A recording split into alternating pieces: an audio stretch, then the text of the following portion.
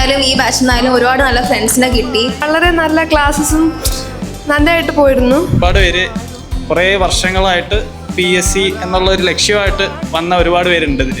അവർക്കൊരു നല്ല ഫ്യൂച്ചർ, നല്ല ബ്രൈറ്റ് ഫ്യൂച്ചർ ഞാൻ ആശംസിക്കുകയാണ്.